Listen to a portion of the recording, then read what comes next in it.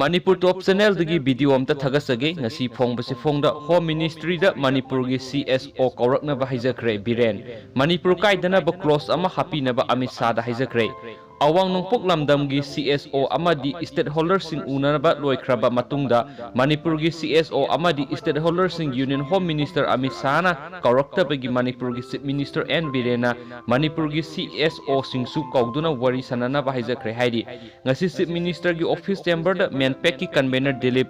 co-convener Jadumani NEFIP ki president Ningthaucha Lancha yauna KEF ki matang na wari sanakre hairi ngarang NESO gi president Sinam Prakash na paukse sing na phongdorakibada Manipur gi CSO singdi hana unakre haikiba lairabane Chief Minister na makata na phongdokkiba KEF ta special clause ama hapsinnaba Manipur miyam gi apamba soidana Amit Shah na parliament ta KEF lauthorakani haina thajai Manipur gi CSO sing thas gi kunga mangara unakraba matungda Amit Shah na Manipur gi irang kamdaw wi haina hanglakhi hairi madugi pakum oina Manipur miyam gi thajaba amadi penhan ba ngamdri aduna close ama hapsin biduna Manipur gi interact khara khanbina ba haijakre haina phongdokhi